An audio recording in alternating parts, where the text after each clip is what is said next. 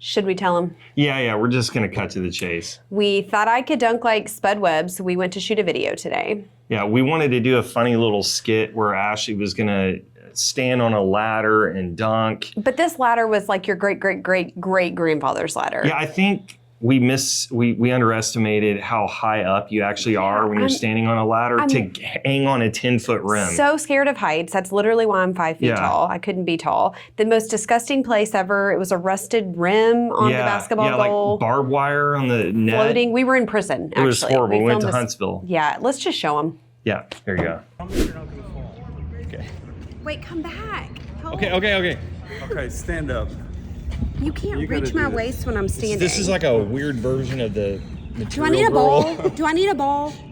Yeah, but we're going to worry about that in a minute. We just got to get you to a stable place. Like, you get up there and you get your hand on the rim, you're going to be fine. Just reach up. Oh, yeah, that's it. That's the shot. Okay, there you go. I got you. Now what do I do? You're not going to fall. I can't grab a ball. There's no way a ball's in this. Okay, I'm just going to throw it up over. No! It's going to hit you in the face. No. Okay, ready? No, you got to look triumphant. No, it's gonna move look triumphant. Don't do anything. Don't move. Okay, 3, 2. Don't move. You got it. Oh my gosh, it might have worked.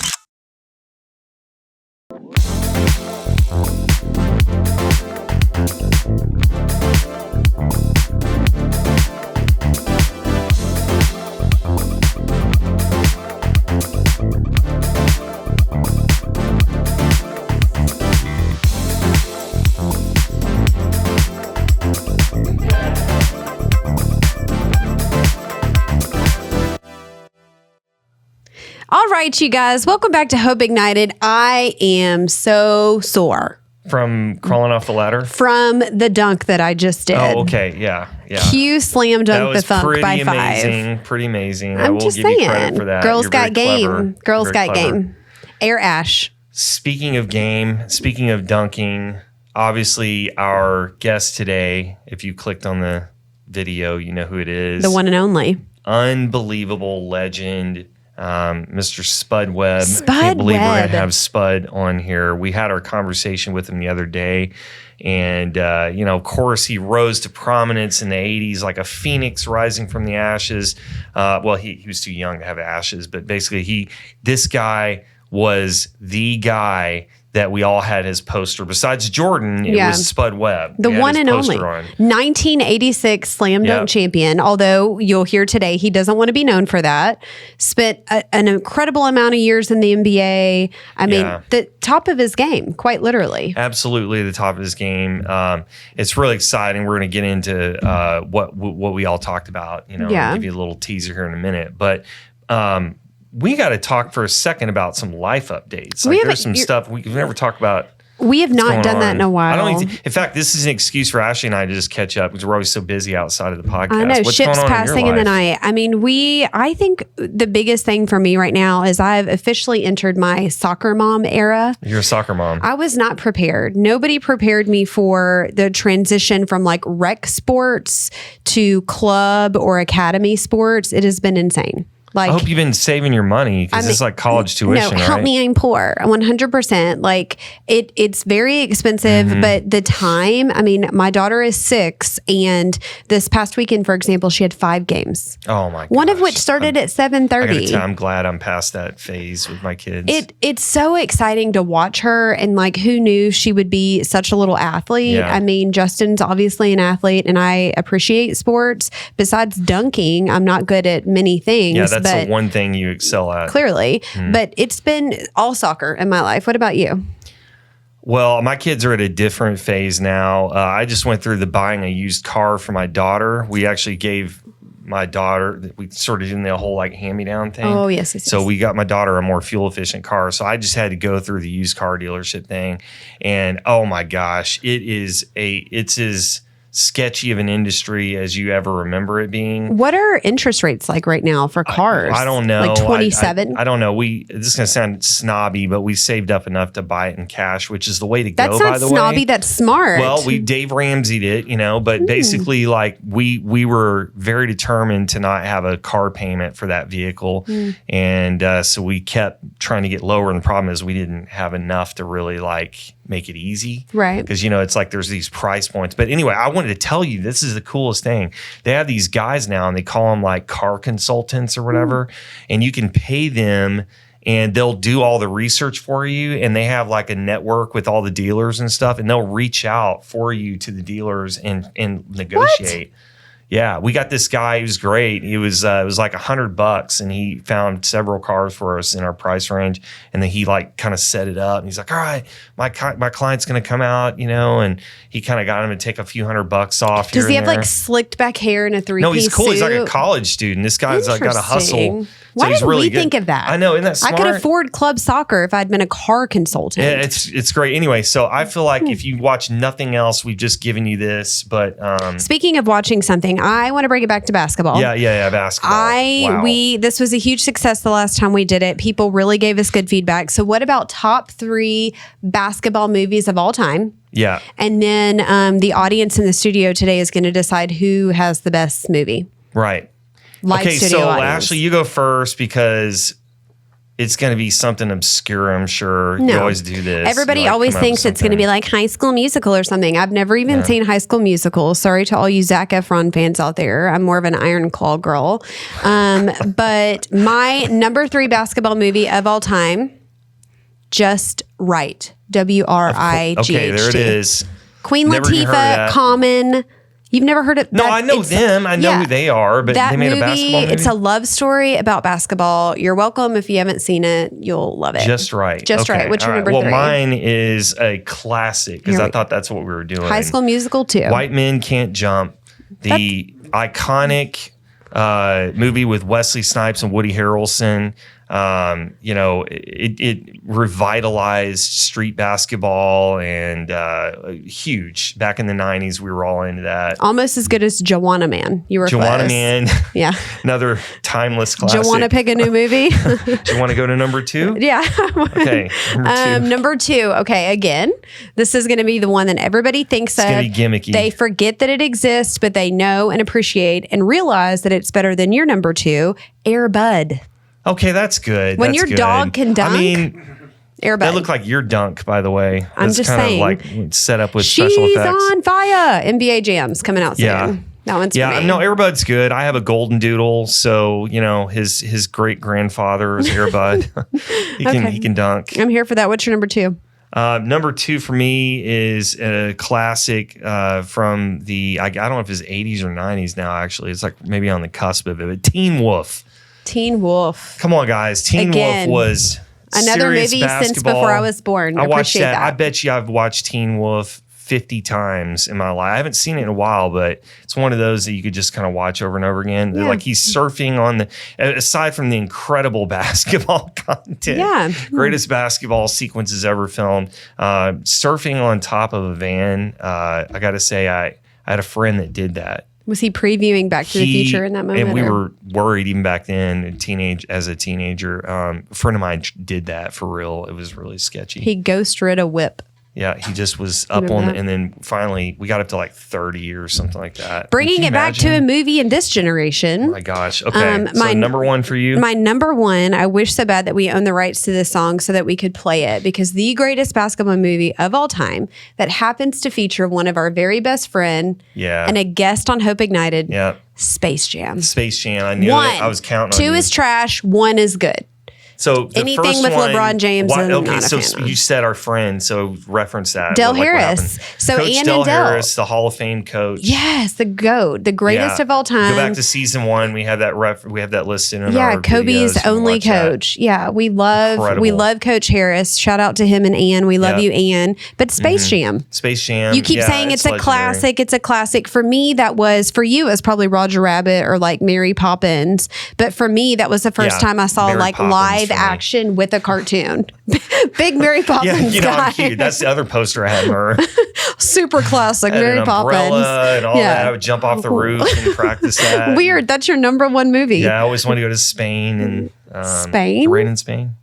Falls mainly. What's your number 1? Actually, I just did that. I actually did list the lyrics of a song out from that, and you didn't even know. For someone who's not a fan, you sure know a lot about Mary Poppins. We're going to call you Barry Poppins. Come on, Barry. What's next? We have a forum. We have a Tumblr forum where we all talk about. And your number one basketball movie is? I digress.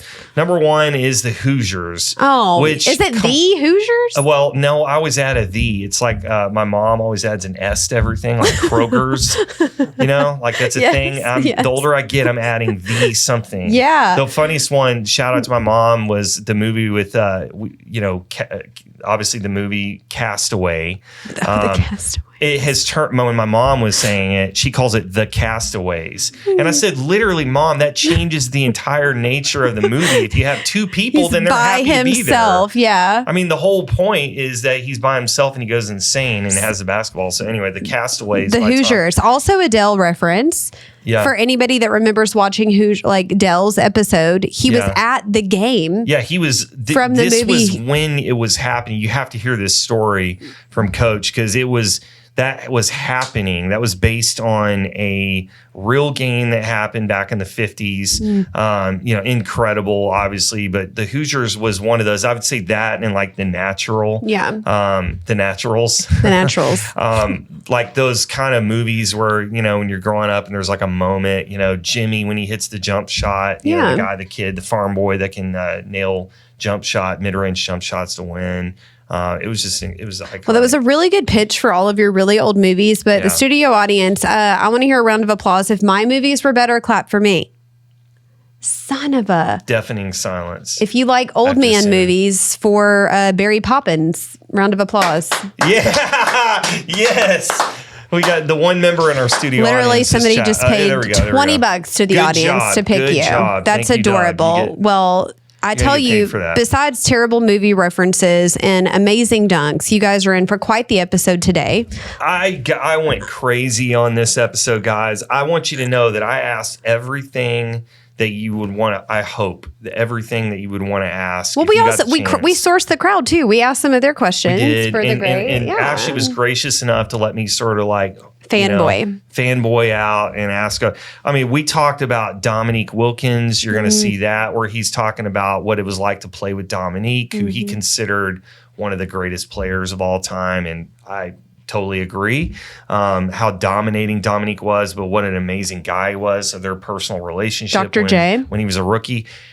Yet the first time he plays his hero, Dr. J, who is everybody's hero, the coolest guy in the world. Yeah. And he grew up like watching Dr. J and wanted to emulate him, and then to get to go out there and play with him, and it was like his first game. So you're gonna hear about that. And then of course playing Larry the Legend, Larry Bird. What's that like? Who talks? Is he nice? Trash? Is he not? You find out on the episode. Yeah. And then of course his airness, Michael Jordan.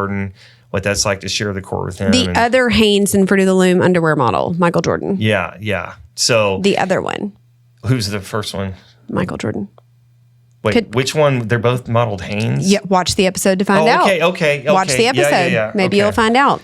But you guys, besides amazing dunks and terrible movie reviews, we are here to give you the episode you've all been waiting for. You guys, give it up for our episode with the one and only Spud Webb.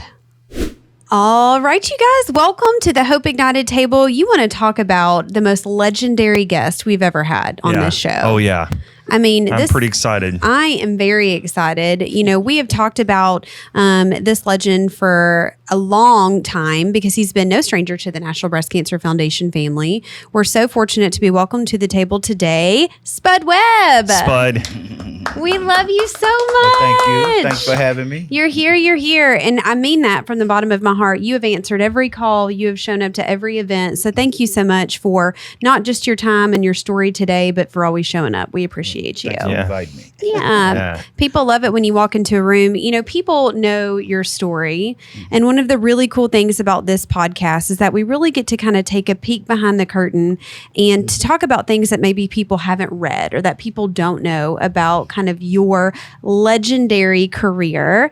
Let's take it back to the beginning. My first question to you is, why basketball and not golf? You're a golfer.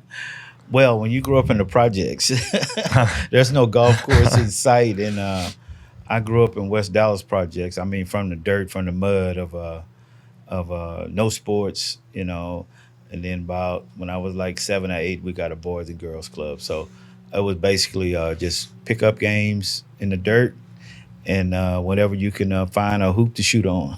Yeah. So it was basketball for you early on. No, it was football actually because of the Dallas Cowboys. Okay. Yeah. Here we go. Because the American Roger team. Staubach and You thought you would, Don Meredith. you'd be the next, like Drew Pearson or Tony Dorsett or Roger Staubach, and then got older, got a chance to meet him, which was unbelievable. Yeah, I was going to say these are all people that you do life with for the most part pretty regularly. This is the part of the podcast where we throw up some photos because Spud and I have a tradition, you guys, that every single time the Saints beat the Cowboys, which is every time they play for the most part, we tend to find one another at the stadium to take photos together, and whoever wins has to give a thumbs up. And Spud's always given a thumbs down in his Cowboys jersey. It's a real sad thing. It's 10 years in the making. We're back on this year. We're back on, and it's in Dallas. So can't wait. You don't have Drew anymore, though. So that was an X factor. That's fair. Okay, hey Spud. Now you mentioned West Texas. I grew up for a little while in West Texas. My family's from Midland, and so one of the things that people may not know about you is that you helped your team at Midland Junior College win the national championship in 1982. My brother was there, and he told me this on the phone the other day when I happened to mention I was going to be interviewing you. And he said he saw you dunk on a 7-footer. Now, maybe that got stretched out a little. Maybe the guy was like 6'5", but anyway, in his mind, it was a 7-footer. But regardless, you beat an undefeated Florida school in double overtime, largely because of your 36-point performance. So you led on the court, but how did you lead your team in the locker room? And did they look to you for something, that extra spark to beat that juggernaut of a team that you played? Well, basically, when I got to Midland, I was this kid that, never been on a plane, never been anywhere. So when I got there, I was trying to learn from the sophomores. It was a junior college, and I remember being in West Texas, and it was so wide open, and you got the tumbleweeds, you got the oil refineries everywhere, and it's just unbelievable. You can't explain it to any of your people back home, but once I got in the locker room, I try to learn from the guys that's been there before, so I wouldn't make the mistakes. Because when you're in high school, you just play, you just throw the ball out, and they want to teach you plays, defense, and how to pass the ball and everything else. So I just wanted to learn. I it's like you say, you started from the bottom till you get up. I wanted to come in at the bottom and make my way up to get respect. That's amazing. Was that a Drake reference? Are you Drake or Kendrick? I'm Kendrick Lamar all day. Are we about to have a battle? No, I'm not. I have a daughter, and I have a grandson who's 9, so they listen to all that. Yeah. I love it so much. We've traveled a good bit together, and I think one of the cool things, Kevin sees it around town all the time too, is people see you and they say, "Oh my gosh, Spud Webb, the 1986 slam dunk champion," and you're like, "I was also in the NBA. Thank you so much." Yes, what a historic moment. Tell me about that mindset. You and I have talked a little bit about it, but how important is it to you that people, yes, what a monumental moment, and we'll dig into that. But the career was outstanding. 12 years. Right, 12 years. 8,000 plus points, 4,000 assists. Who's counting? But who's counting, right? Yeah, Doc Rivers, which I played with at the time, he was like, "You're never going to live that down." And that's why I got out the dunk contest, because you want to be known as a basketball player, not as a sideshow. And so I ended up playing, like you say, 12 years and starting 8 of them. So that's a guy that shouldn't have been in the NBA. When a guy's his size playing in the NBA, it just nobody never seen anything like it. So you didn't supposed to make it and end up playing 12 years.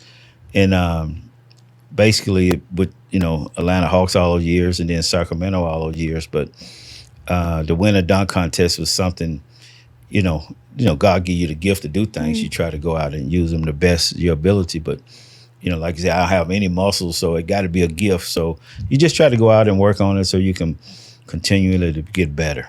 Yeah. Yeah. When you won back, and there was the 1986 dunk championship with your teammate, real famous Dominique Wilkins. I want to ask about him in a second. And when you did that, as a kid, I was about 9 years old at the time, it ignited something in me. And I know all my friends, and we all had posters of you dunking and, that kind of thing. Like, why do you think that it was such a big moment for kids especially? Like, why did people access that moment and kind of become, like a legendary moment for them? Yeah, we always had David Goliath mentality with different things. We want to see the smaller, the lesser guy win sometime. Dominique was like my best friend, probably still is, because I have to bring it up all the time that I beat him, so he get mad at me. But it's all good. We're good friends forever. But the dunk contest, you just, those things just come along. You try to get involved with it. You try to, just being in the NBA, let alone a dunk contest. But it's you just have to work at it, man. I did a lot of hard work to, build myself up as a basketball player, because you don't have YouTube then, you don't have stuff you can send out to colleges. So whenever somebody came to see you play, you had to produce. Did you think that you had a chance when you were in, let's just say, the night of you winning the junior college championship in Midland? Was there a spark of any moment where you started to believe that you could play in the NBA? I had in my mindset that I always belonged. So I averaged, 30 points in high school, didn't get a scholarship. And then, you go to college and win the National Junior College Championship, scored 30, MVP, the whole works. You beat the number one team in the country, get no scholarship. So at the last minute, I ended up at NC State to play for Jim Valvano, which, the infamous never give up on, your life. So you just had to have that mentality that you belong. I worked hard. I played against guys. I say, once you throw the ball up, size, where you come from, whatever, go out the window, because you have to produce. I think that's fantastic. One of my favorite things about you, Spud, is it's not just what you've done on the court, it's what you've done off of the court. I mean, I genuinely think that's what builds character. That, in my mind, that's what makes you a legend. Besides your terrible affinity for the Cowboys, I think that you've done pretty well. Where did you get that? I mean, where did you learn these character traits and this integrity that you carry so well? Man, it had to be from my parents. You see, like I say, I grew up in the projects. Like we moved from West Dallas to South Dallas. That's just like a lateral movement, right? But you always seen them giving away stuff, feeding people. I thought I had 10 brothers at one time, because, everybody comes over and stay. So I think I learned it from them. My dad was always trying to help people. He, giving away stuff and just trying to help whoever he could, let alone trying to raise 3 boys and 3 girls. So I think it actually had to come from that. Then when I got to the NBA, Doc Rivers, we were teammates, and you seen how he handled things with charities. I grew up in the Boys and Girls Club, so I always try to go back there and, raise money for them. Still today, we raise, over $500,000 for them doing golf tournaments around the country. So it just, in your heart, man, you feel like you can sleep better at night when you help someone else come up. And that's what Doc Rivers was installing in us. That's fantastic. I think, too, a lot of people think like you're a celebrity and you do get to play in these golf tournaments. But I'm going to tell you, you work extremely hard. I mean, doing those summer leagues, going out to Vegas and the summer camps here in the Dallas area. I mean, those are early mornings, long days. You're talking wrangling millions of kids. But it's just so cool because you give them so much hope. I think one of the questions I'd love to ask you is kind of, what does hope mean to you?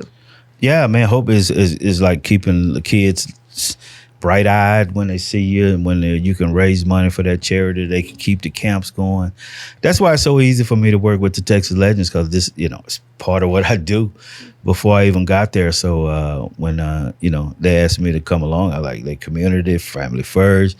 I mean, it's everything you can ask for. So keeping those kids' hopes alive for their dream to one day to be, what they want to be.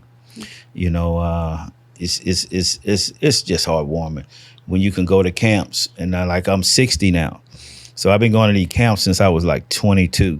And you see the kids, and they like, I remember you from the camp. I went to school. I'm doing this and that, and so that's what it's all about. When you can't save all of them, all the kids, but some ones you can. You just feel like you're a part of them. They feel like they're a part of you. They grow, the hope, the dream that that I try to relay in them. They can relate to somebody because somebody did it for me. Right. And I've seen that come full circle for you. I've been in a room with you where these kids that in the middle of July in the heat of the summer, we're out there doing these summer camps with them. And then fast forward to all these years later, they're trying out for the Texas Legends when we do the open tryouts. Yeah. And these fantastic athletes are walking up to Spud and saying, you taught me as a child, when I was in summer camp. And I'm just like, that's a pretty cool Now, they didn't make the team, but they look great. They went to school, right? Yeah, that's right. They were in school. It's fine. It's fine. Yeah. Okay, so I want to go back to Dominique a second. What was it like playing with him? Like, you were together a really long time. You guys were friends, obviously. First part is what was it like playing with Dominique? Second part is, what would he say it was like playing with you? So, Dominique, when you trying out for the team, you're just trying to make the team, and then you see this guy play, you're like, oh my God, that's the way you want to play, right? Yeah. Right. And so he would do stuff at practice, and you calling home collect because you didn't have no money, trying to tell your buddies and everybody, man, you won't believe this guy just jumped off. But because we didn't have YouTube, we didn't have none of that stuff where they can go look it up and see it. You're having to describe it over the payphone, over the right? phone, Your friend like, oh, you can't believe what I just saw. And then finally when I made the team, and then they got to come see it, and it's just an and like, for instance, like we're playing Boston, we'll look at the first quarter of the Boston game, last game. We ended up watching Dominique because he was so fascinating. I think he's the most underrated player today, as far as legacy, because he was so good, because he dunked so much. Yeah. People took for granted how he was just a force. Yeah. So what would you say about you then? What was it like playing with Spud Webb? I don't know. So the funny thing is like when you're a rookie, they do all the hazing. Yeah. Like the rookies had to go get coffee, donuts, Krispy Kreme, and then after the first practice, I was throwing them all alley-oops and passes and all that. They like, oh no, this rook, don't do that no more.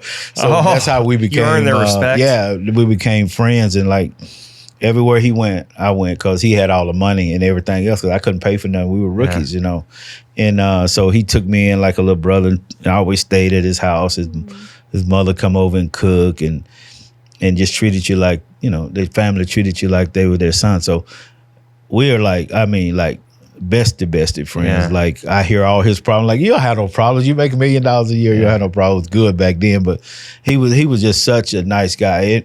He would talk to everybody. Yeah.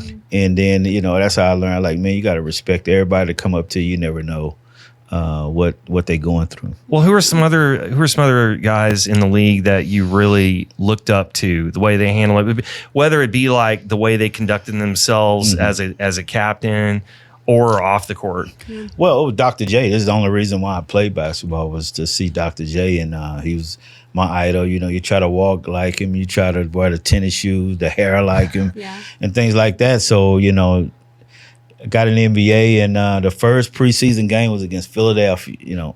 Dr. J. Yeah. And first game preseason. Oh my gosh. And so funny how God worked, right? So me and this guy John Battle, which was ended up being my roommate, because back then we didn't, we had to do a roommate, and we like get into the arena early because we want to see Dr. J. He's the coolest guy you'll ever see in your life, right? And he walks in, and we just watching him. Like you're watching a movie. And he passed by, he said, "Hey, Anthony." Stop it. And I was like, nobody but the police and the government called me Anthony, right? He knows. And so it was funny, after that, during the season, he was like, probably his kid was like 4 years old, the same size as me. Like, I want your tennis shoes. So we became friends. I was like, man, my bucket list is to play golf with Dr. J, right? And I finally got to play golf with him. Oh, and man, I got like 1,000 pictures of it. That we played golf in Hawaii together. It was. Was he good at golf? No, he wasn't good at golf. But he was older then. He was older then. Yeah. So we played the 2-man team with 2 basketball, 2 football, 2 baseball, and we ended up winning.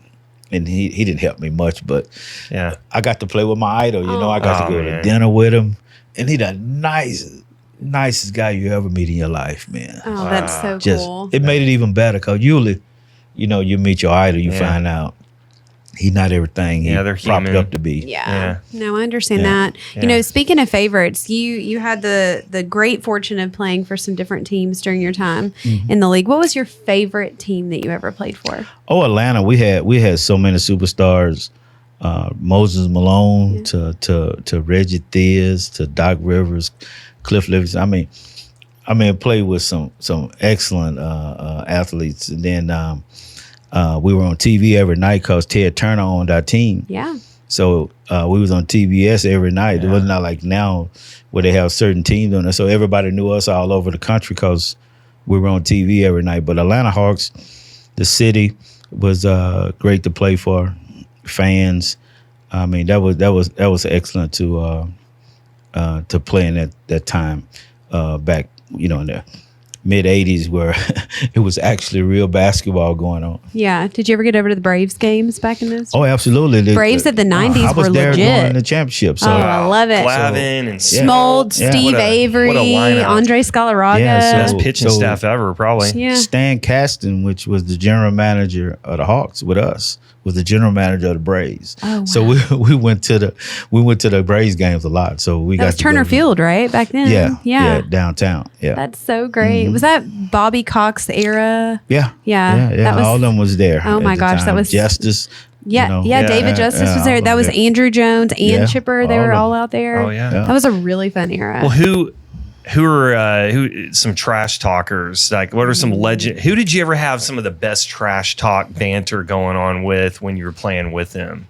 Well, I'm not a person that talk a lot, so I just like to. So maybe it was one way coming from them towards you. The guys, you hear them, tripping at each other. So Larry Bird was like the biggest trash talker, but it wasn't like making you mad. It's just hilarious. Like I'm gonna hit this one in your face. Say, I'm gonna bank the next one. Or nobody can guard him and stuff like that. In my mind, he's like the nicest guy. I know. No, he's not. He's not. Like, once he get on the floor, he's like, "Hey, rookie, don't dribble the ball right there because it's a dead spot in Boston." He's just messing with you. Stop it. Did you ever put any moves on him? Did you ever have any one-on-one with him?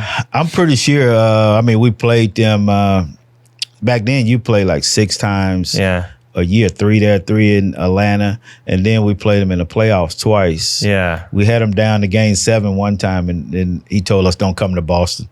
He said, "Y'all just write it in." That's too good. But he had like 50, and I think Dominique had 50. It was the best game you ever seen in your life. It was. Oh, wow. I know exactly what you're talking about. Incredible. Holy smokes. Well, you referenced the Texas Legends earlier.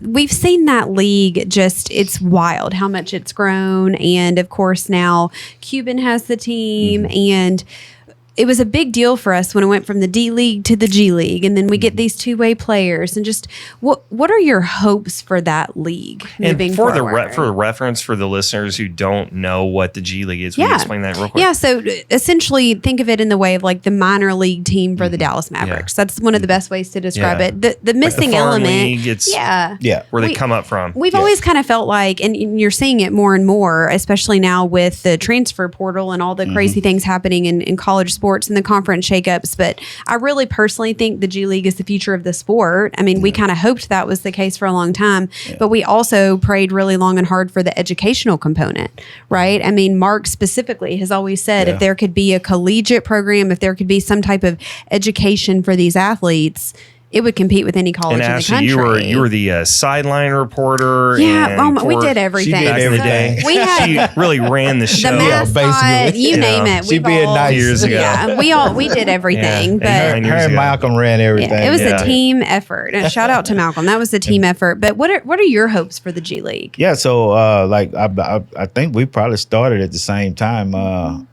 don't know what is going on, like 13 or 14, 15 years of being there, but. When you think of the development league, G League or whatever, you think of the minor league. But what's so good about ours is the two-way players that I'm pretty sure Mark got on them about our players going to other teams. Yeah. So two-way players help where our players can stay down there. Yeah. But the other 8 guys not under contract where they have to go to the Mavericks. Yeah. So the beauty of that, if they're playing well, they can go sign to another team. Yeah, I know they don't sound good, but it's really good for the player. It keeps it, yeah. And what they do with bringing in sponsors and kids at the game, and my buddies come to the game, and they say, "Man, I was at the game, and finally a basketball game go out because we have so much for it's kids." It's a circus, right? Yeah. So it's been enjoyable years over there playing, hopefully it can keep helping guys go. Every time I cut on the TV, I see a guy that played with us on a team. So it's really cool. Mm-hmm. I think it would get hard for me, and I know it's probably different, but I would get so attached to those players. I mean, at one point we had a player and his wife that lived with us, right? Because they did have like player housing, but they didn't have a lot of money. They would get married. Some of them had kids, and I would fall in love with everybody. And like, I know the goal, right, is to like see them grow and go Ashley, off. You know they're going to leave soon. I know, right? Girl, let it go. Cut it off. Cut the cord. But it was tough. It was so tough. But you're right. Every time I turn on the TV, I see somebody else. Guys that play with us. Great. Oh my gosh. It's so wonderful to see. Yeah. So when you were at these different points, I mean, I'm so fascinated by what you said a little while ago about the belief that you had in yourself, even when others didn't see it. You know, for a lot of people, whenever they put in the effort and they've done what they know they needed to do technically to accomplish something, and then they don't get that recognition for it, they can get bitter, and then they let that get them in a cycle. I just would love to know like how that's applied to the rest of your life too, that mindset where are you unshakable? So I guess after you watching your parents work so hard, So I only played 1 year of high school basketball, my senior year, I played varsity. Most guys start when they're like 7th, 8th grade. So I only played 1 year. Oh, they're in select league now and they're like 6, 7 years old. I never done it. I just played 1 year of high school basketball and I ended up going to junior college because I couldn't get a scholarship. Making All-American, doing all that. Didn't get a scholarship to go Division I to the last minute when a guy changed his mind. Ended up playing 2 years at NC State, which is ACC basketball is probably the best you'll ever find because every team in the ACC had 2 or 3 guys their first round draft picks. And then after playing at NC State for Jim Valvano, you go pro or you start teaching school or coaching or whatever. And this guy came to me and goes, the Globetrotters are calling, but I want you to play in the NBA. I'm like, me too, right? Right. And so I ended up trying out for Atlanta, but I wasn't one of those guys that, like, when I finished playing, that had to play basketball. I kind of took up different things, venturing out with different friends of playing golf or doing other business and ventures and stuff like that. So they like, my buddies come here, they're like, why are you still in Dallas? And then they come here and they see the cost of living or we go and play golf and do different things. They're like, oh, I know why you live back home. And plus, I'm from here, so it makes it easy that your parents getting older, you can be around them. You're getting all your family over again. And then, my daughter have a grandson. I have a grandson. So I'm kind of glad that real glad that I stayed here to see all that grow. Because I missed all that. Yeah. I missed all the Christmas stuff. Yeah. You miss all Mother's Days. You miss all the first, you miss all those days. The only day you're here is the 4th of July. You're gone all those months, all the years since I was 17 years old, all the way up to 35. I'd never seen that. Wow. So you're really living it all over again. Yeah, when I don't go anywhere on holidays, like next weekend, they like, oh, we going to this golf tournament in San Diego. I like, no, I'm not. It's Mother's Day. Oh. It might be last Mother's Day, seeing your mom. So I don't go nowhere. Oh. Do you have any regrets in your life? No, no. If I had to do it all over again, no, because I worked hard for what I accomplished. I'm not, I'm proud of. I don't brag a lot because I figured that you go out and play and people appreciate and respect what you do, you're here. Yeah. Yeah. So I don't have any regrets of where you played or where you come from or how you got there. Yeah. It's all part of the story, right? Not being a Saints fan. Not being a Saints fan, being America's team all life. There are moments where I've had some regret, like just a little bit of like with being a Cowboys fan, but we have 5 parade routes. What you gonna do? Oh my word! You're Somebody right about just that. had one. You do. You're telling the truth when you say you don't brag about yourself because, I mean, at one point it was quite literally my job to do that for you. And it's such an easy thing to do. I think one of the really cool things about this era that we're in, I mean, I regret that in 1986, when you won the slam dunk, I was, in my mom's belly. We'll just call it that. I wasn't even born yet. 1986 was the year I was born. So I missed a lot of the greats and what you guys were talking about. I certainly have so much respect for the sport and, everybody. But this new era of women's basketball has been really fun to see. I'm here for women in sports. You know, of course, go Tigers, LSU, Kim Mulkey, we're the best. But what would you say, like Caitlin Clark, what a fun time to watch somebody like that play the sport. But I would imagine there's a lot of parallels and synergies between the two of you where you kind of have the weight of the world on you as far as like the expectation. You win the slam dunk contest and then you're on to the next great thing, right? I mean, she didn't get the championship, which I personally don't believe defines her in any shape or form. No way. But she's got the weight of the world on her shoulders now in the pioneer, WNBA, really. Right? Like they're expecting her to transcend the sport the way that she did for women's collegiate sports. What would you say to somebody like that? I don't know. She got a rough one because you got to deal with the social media. You got to deal with all that. But I had a daughter that played basketball, so we go to the wing games and stuff like that all the time.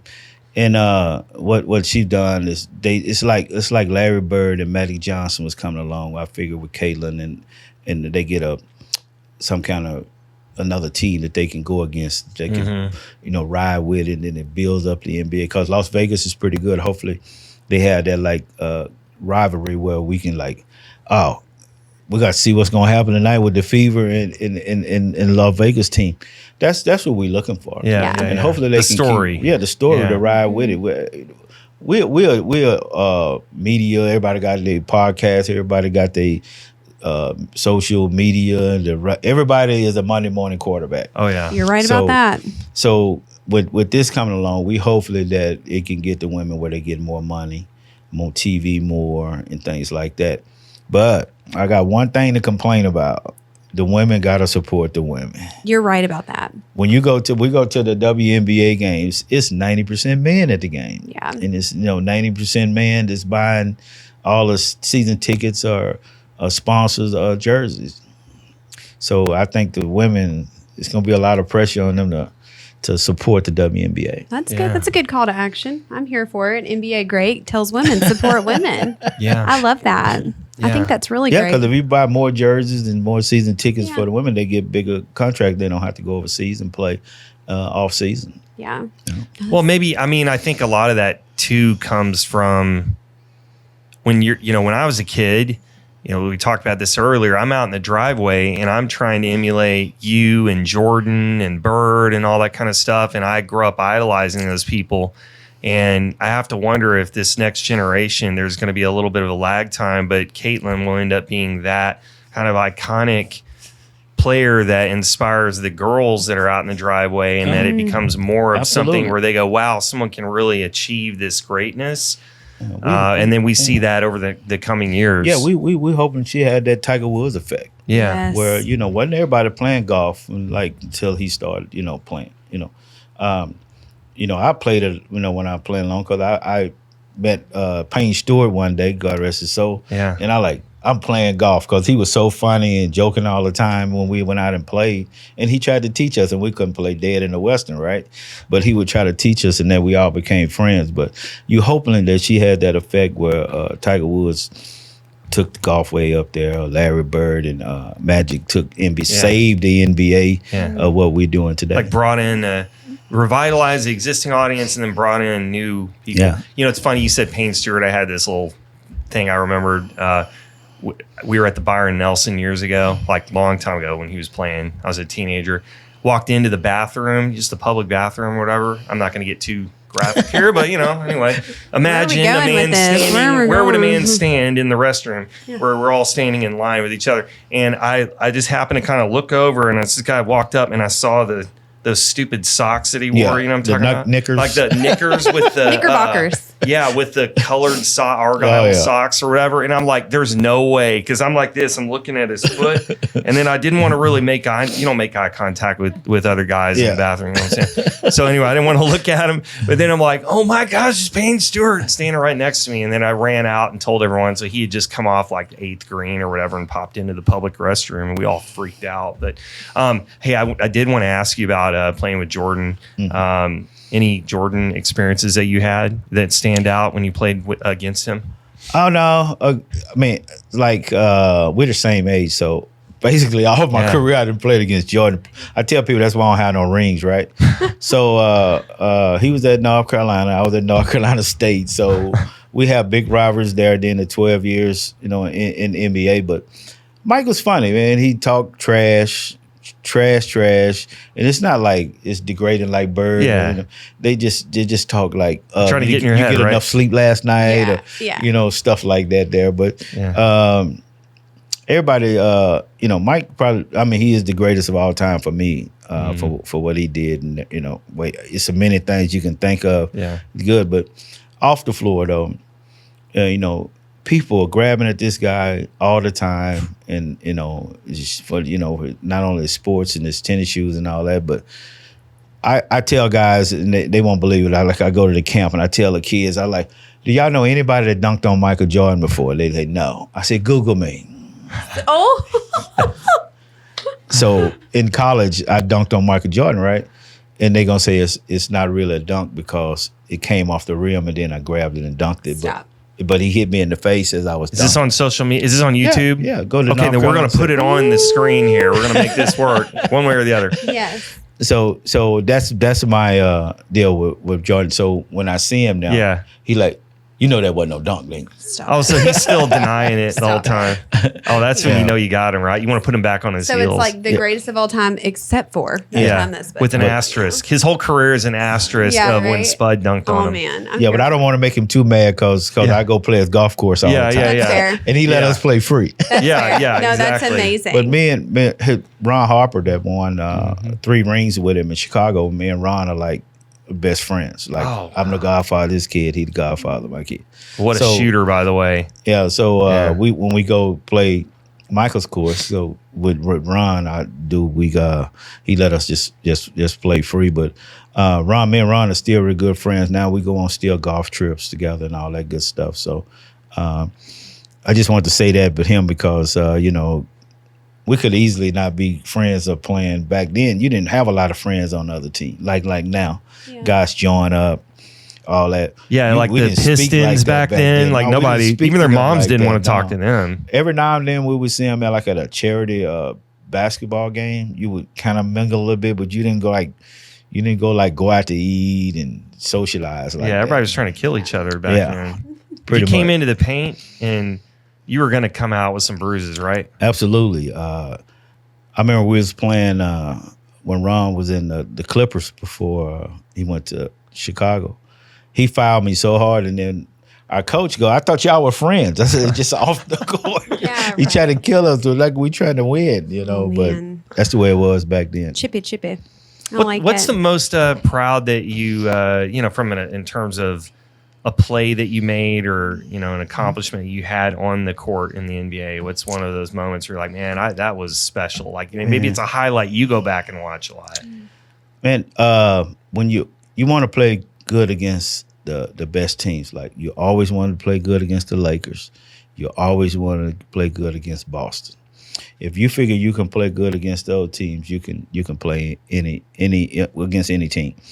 So if probably I have never did it, but I probably some of my best stats are probably when I played against Boston or played against the Lakers. You level up, right? Because you see Magic, you want to play good against Magic because he's considered the best.